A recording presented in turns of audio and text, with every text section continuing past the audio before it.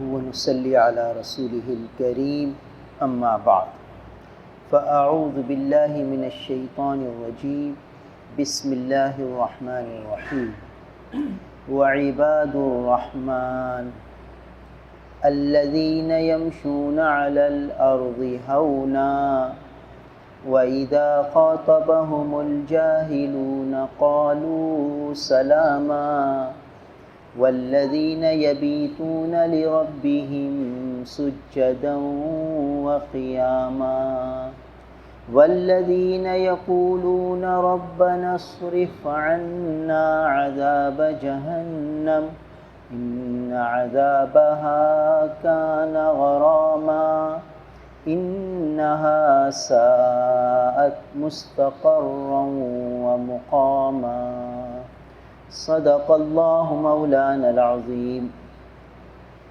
میرے محترم بزرگوں اور عزیز بھائی، یہ سورہ فرقان کا آخری رکوع ہے۔ اس رکوع میں اللہ تعالیٰ نے اپنے خاص بندوں کا تذکرہ فرمایا اور ان کی صفات بیان فرمائیں کہ جو میرے خاص بندے ہیں ان کی یہ صفات ہیں، یہ خوبیاں ہیں۔ تو جو مسلمان ان خوبیوں کو اختیار کرے گا، ان صفات کو حاصل کرے گا، تو وہ میرے ان بندوں میں شامل ہو جائے گا۔ تو یہ صفات اس لیے بیان کی جا رہی ہیں تاکہ معلوم ہو جائے کہ اللہ تعالیٰ کے بندے کن اعمال کو اختیار کرتے ہیں، کن خوبیوں کو اختیار کرتے ہیں، تاکہ ہر ایک ان خوبیوں کو حاصل کرنے والا بن جائے۔ دیکھو بھائی، کہتے ہیں یہ کیپٹن کی رینک میں جاب آئی ہے، تو اب کیپٹن کی جاب حاصل کرنے کے لیے، وہ رینک حاصل کرنے کے لیے، وہ صلاحیت، وہ ڈگریاں جو اس کے لیے درکار ہیں وہ آدمی حاصل کرے۔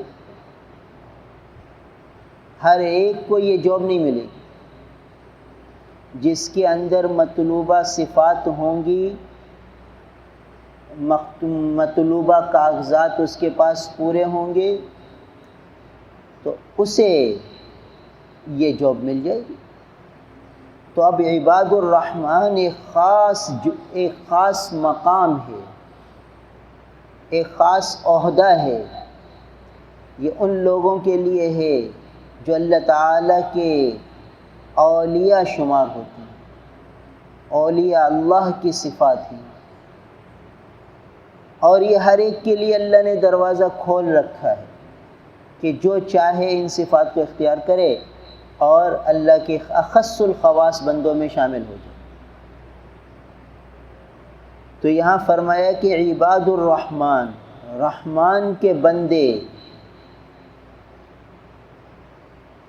تو سبھی رحمان ہی کے ہیں۔ جو کافر ہیں وہ بھی رحمان ہی کے بندے ہیں، اللہ ہی کے بندے ہیں۔ جو اللہ تعالیٰ کو نہیں مانتے وہ بھی اللہ کے بندے ہیں۔ جب سبھی اللہ کے بندے ہیں تو پھر یہاں خاص کیوں فرمایا کہ عباد الرحمن؟ دیکھو، ہر ایک کے گھر میں چینی موجود ہے، اگر اسے چینی والا نہیں کہتے۔ ہر ایک کے گھر میں برف موجود ہے، اسے برف والا نہیں کہتے۔ ہر ایک کے گھر میں آٹا موجود ہے، اسے آٹے والا نہیں کہتے۔ بھائی آٹا ہے تو اسے آٹے والا کہو، اسے چینی والا کہو۔ کہتے ہیں نہیں، جس کے پاس چینی کا کاروبار ہو، لین دین کرتا، کہتے ہیں یہ چینی والا ہے۔ جو آٹے کا کاروبار کرتا ہے، آٹے کے انبار اس کے پاس رکھے ہوئے ہیں، تو کہتے ہیں یہ آٹے والا ہے۔ جس کے پاس برف کی سلیاں رکھی ہوئی ہیں، کہتے ہیں یہ برف والا ہے۔ تو بندے تو سبھی ہیں، مگر حقیقت میں بندے کون ہیں؟ جن کو اللہ تعالیٰ خود کہہ دے کہ ہاں یہ میرے ہیں، یہ میرے ہیں، جن کو اللہ خود یہ کہہ دیں کہ یہ میرے بندے ہیں، وہ اصل میں عباد الرحمن ہیں۔ باقی تکوینی طور پر تو سبھی اللہ کے بندے ہیں۔ معلوم ہوا کہ نفس عبدیت میں تو سبھی برابر ہیں، مگر کچھ ایسی کوالٹیاں ہیں، کچھ ایسی صفات ہیں جس کو حاصل کر کے آدمی خاص بندہ بن جائے، خاص بندہ بن جائے۔ تو یہاں پہلی صفت اللہ کے خاص بندوں کی وہ عبدیت ہے، وہ عباد الرحمن، رحمان کے بندے۔ عباد عبد کی جمع ہے، عبد بندے کو کہتے ہیں، اور بندہ کس کو کہتے ہیں؟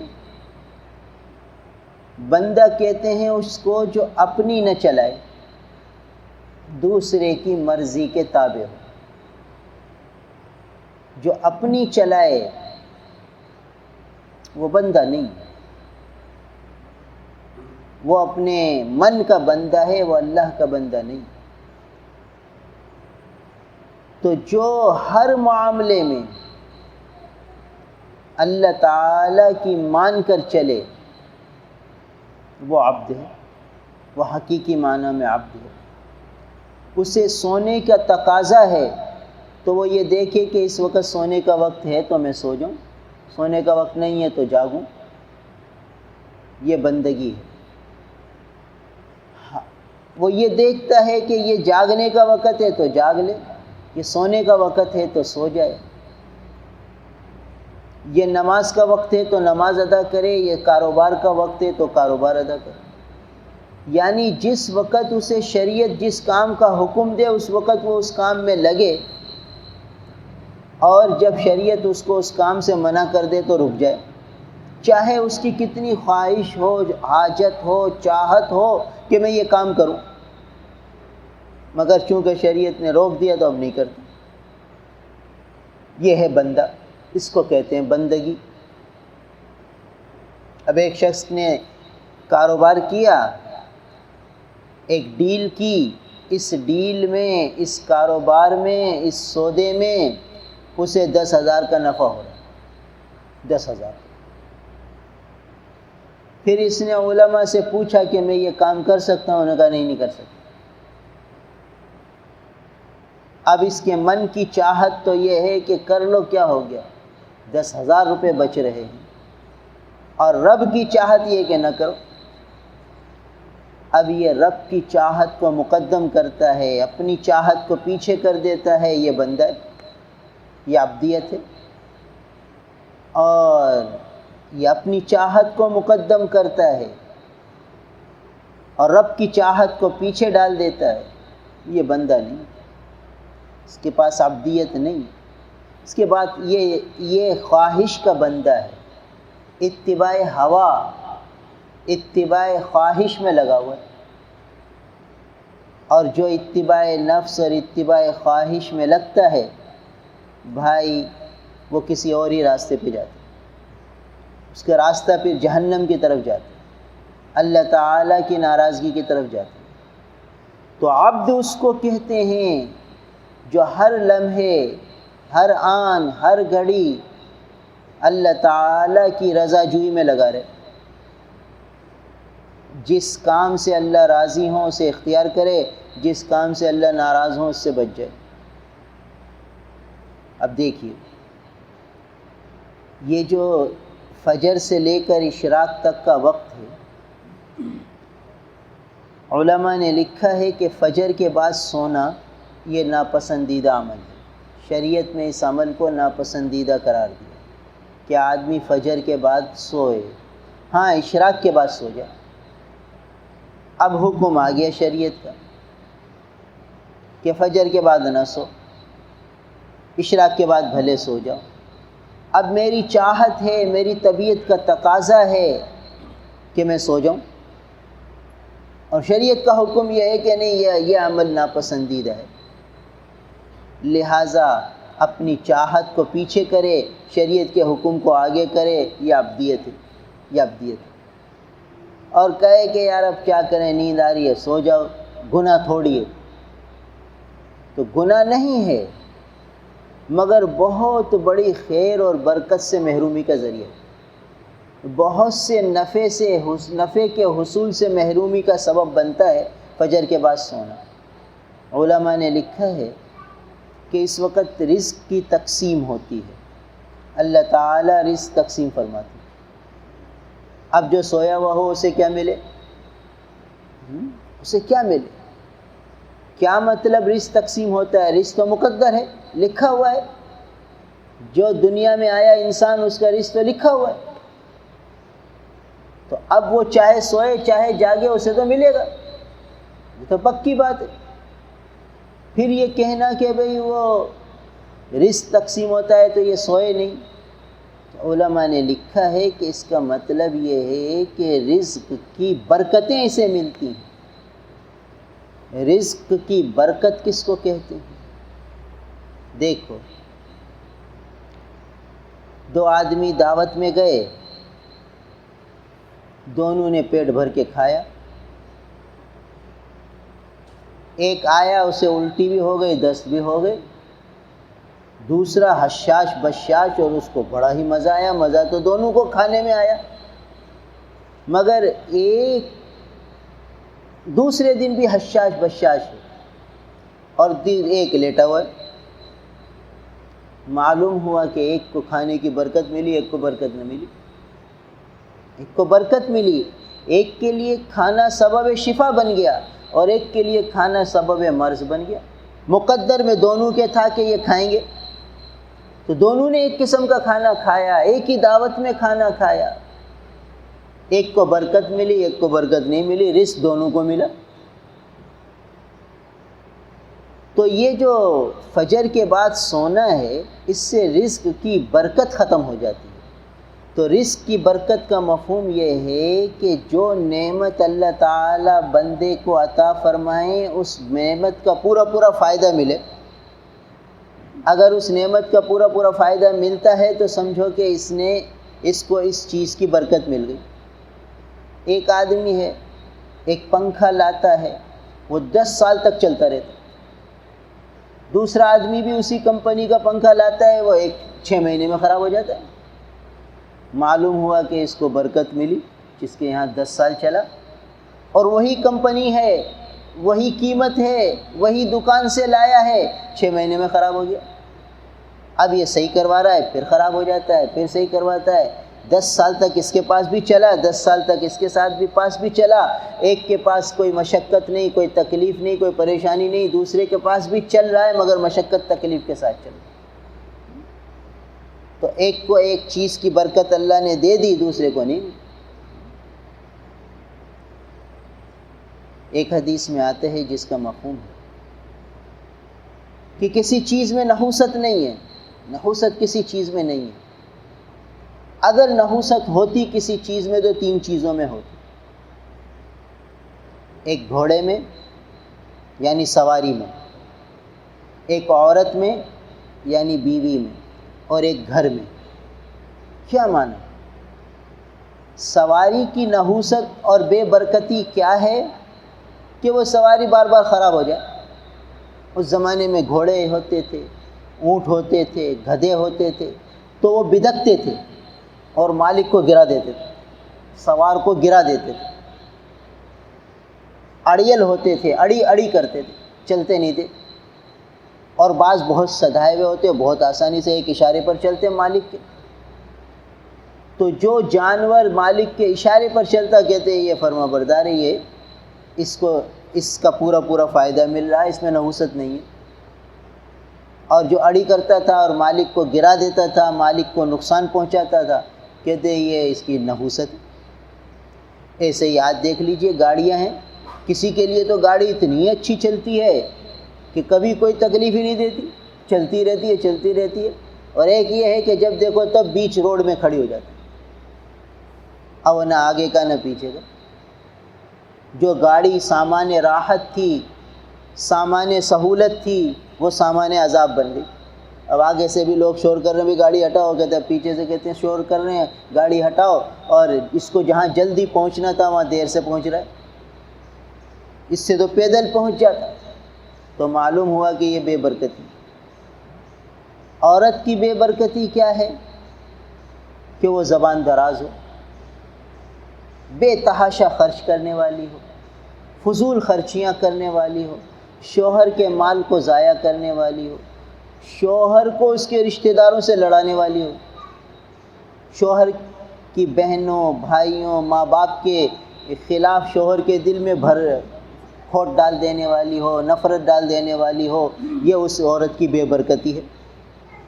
تو ایک عورت گھر میں آتی ہے گھر کو جنت بنا دیتی ہے، ایک عورت گھر میں آتی ہے وہ گھر کو جہنم بنا دیتی ہے. لڑائی جھگڑے فسادات نہ معلوم کیا کچھ ہو جاتا. تو معلوم ہوا کہ اللہ تعالیٰ نے رزق مقدر میں لکھا ہے، وہ مل کر رہتا ہے، مگر برکت ایک اور چیز ہے. تو برکت کا حصول جو ملتا ہے اور حاصل ہوتا ہے، برکت جو حاصل ہوتی ہے وہ ہوتی ہے اتباع سنت سے، شریعت کی تعلیمات پر پورا عمل کرنے سے پھر وہ برکتیں ملتی. اگر ہم شریعت کی تعلیمات کو آگے پیچھے کر دیں، اس پر پوری طرح عمل پیرا نہ ہو تو پھر برکت نہیں ملتی، پھر بے برکتی ہوتی ہے. تو یہاں فرمایا کہ عباد الرحمن، رحمان کے خاص بندے، وہ بندے جو اپنی نہیں چلاتے، وہ بندے جو ہر حال میں مان کر چلتے ہیں، وہ بندے جو اطاعت گزار ہوتے ہیں. اب دیکھو آگے تفصیلات آ رہی ہیں کہ ان کی اور کیا کیا صفات ہیں. ہر صفت میں بنیادی نقطہ جو نظر آتا ہے وہ یہ کہ وہ اپنی چاہت پہ نہیں چلتے. یہ دیکھتے ہیں ہر موقع پر کہ اس معاملے میں اللہ کا حکم کیا ہے، رسول اللہ صلی اللہ علیہ وسلم کی تعلیمات کیا ہیں، بس اس کو مقدم رکھتے ہیں. اگر اس میں کوئی کمی کوتاہی ہوتی ہے تو پریشان ہوتی ہیں، الجھن کا شکار ہوتے ہیں کہ یہ مجھ سے سنت چھوٹ رہی ہے، یہ اللہ کا حکم مجھ سے چھوٹ رہا ہے، یہ کیسے میں صحیح کروں کہ اللہ کا حکم پورا ہو جائے. ہر وقت اسی ادھیڑ بن میں ہوتی. تو جو ہر وقت یہ سوچتا رہے بھائی وہ اصل بندہ ہے. ایک بزرگ سے ملاقات ہوئی، نے کہا بھائی میری کبھی بھی نماز تکبیر اولیٰ اور جماعت سے نہیں جاتی، میں ہمیشہ تکبیر اولیٰ کا بھی اہتمام کرتا ہوں، جماعت سے بھی نماز پڑھتا ہوں. ہم نے کہا بابا جی 70 سے اوپر سال کا بوڑھا تھا. ہم نے کہا بابا جی سفر میں تو تمہاری جماعت چھوٹتی ہوگی، فیصل آباد کا تھا وہ. کہ نہیں جماعت سفر میں بھی نہیں چھوٹتی. کیسے نہیں چھوٹتی؟ کہا میں جب سفر کرتا ہوں فیصل آباد سے اگر مجھے کراچی جانا ہوتا ہے تو میں ریل گاڑی میں نہیں جاتا. ٹھیک ہے ریل گاڑی میں تو کتنی سہولت ہے، اپنی بکنگ کراؤ اور مزے سے برتھ پر سوتے رہو، نماز کا وقت آئے اپنی نماز پڑھ لو، شریعت نے رعایت دی ہے، آسانی ہے. مگر یہ اپنی چاہت ہے. اور ایک یہ ہے کہ اعلیٰ درجہ حاصل کیا جائے. اعلیٰ درجہ یہ کہ جماعت سے نماز حاصل کرو. اب یہ کیا کرتا ہے، اس نے کہا بھائی میں تو بس میں جاتا ہوں اور میں بس میں اس طرح سفر کرتا ہوں کہ فجر کے بعد جب میں سفر میں جاتا ہوں تو یہ دیکھتا ہوں کہ ظہر کی نماز مجھے کس شہر میں جماعت سے ملے گی، وہ وہیں کا ٹکٹ لیتا ہوں اور پھر وہاں اتر کے اطمینان سے ظہر کی نماز جماعت سے پڑھتا ہوں. پھر اس شہر کا ٹکٹ لیتا ہوں جہاں مجھے عصر کی نماز جماعت سے ملے گی. اب کبھی بس میں کھڑے ہو کر جانا پڑتا ہے، کبھی لٹکتے ہوئے جانا پڑتا ہے، اور جو 20 گھنٹے کا سفر ہے وہ 36 گھنٹے میں ہوتا ہے، اور جو راحت اور مزے سے سوتے سوتے سفر ہو سکتا تھا وہ مشقت میں ہو رہا ہے. یہ ہیں بندے، یہ ہیں آخرت کی کمائی کرنے والے جن کے سامنے آخرت ہے کہ ایک جماعت پر ملتا کیا ہے. آج ہمیں جماعت کی اہمیت کا اندازہ تھوڑی ہے. جن کو قیمت پتہ چل جاتی ہے وہ پھر اس طرح مشقت بھی اٹھاتے، کہتے برسوں ہو گئے میری جماعت سے نماز نہیں چھوٹی، اللہ کا شکر ہے اللہ مجھے توفیق دیتے، اور سفر میں بھی میں جماعت سے نماز حاصل کرتا ہوں، مسجد کی جماعت حاصل کرتا ہوں. دیکھیے تو اپنی چاہت اس کو پیچھے کر دے اور شریعت کا حکم اسے آگے کر دے. یہ عبدیت ہے، یہ بندگی ہے، یہ مطلوب ہے. تو یہاں فرمایا کہ وعباد الرحمن، رحمان کے خاص بندے کون ہیں جو زمین پر عاجزی سے چلتے ہیں، الذین یمشون علی الارض ہونا، جو زمین پر عاجزی اور انکساری کے ساتھ چلتے ہیں، وَإِذَا خَاطَبَهُمُ الْجَاهِلُونَ، اور جب ان سے ناواقف لوگ بحث مباحثہ کرتے ہیں تو یہ کہتے ہیں سلامہ، سلامتی کی بات کرتے ہیں، ان سے بحث مباحثے میں الجھتے نہیں ہیں، جھگڑے لڑائیاں نہیں کرتے۔ وَالَّذِينَ يَبِيتُونَ لِرَبِّهِمْ سُجَّدًا وَقِيَامًا، اور وہ لوگ اس طرح اپنے رب کے سامنے رات گزارتے ہیں کہ کبھی سجدے کی حالت میں ہوتے ہیں، کبھی قیام کی حالت میں، اور یہ لوگ یوں کہتے ہیں کہ ہمارے رب ہم سے جہنم کے عذاب کو ہٹا دیجئے کیونکہ اس کا عذاب تو چمٹ جانے والا ہے، اور یہ جہنم بہت برا ٹھکانہ ہے اور بہت بری رہنے کی جگہ ہے۔ تو اس میں اور بھی تفصیلات ہیں، انشاءاللہ کل بات ہوگی، اللہ تعالیٰ کی توفیق۔ الحمدللہ رب العالمین والعاقبۃ للمتقین والصلاة والسلام علی رسولہ محمد وآلہ واصحابہ اجمعین۔ ربنا آتنا فی الدنیا حسنہ وفی الآخرۃ حسنہ وقنا عذاب النار۔ لا الہ الا اللہ، نستغفر اللہ ونتوب الیک، نسألک الجنة جنة الفردوس ونعوذ بک من النار، وصلی اللہ تعالی علی خیر خلقہ محمد وآلہ واصحابہ اجمعین، آمین برحمتہ۔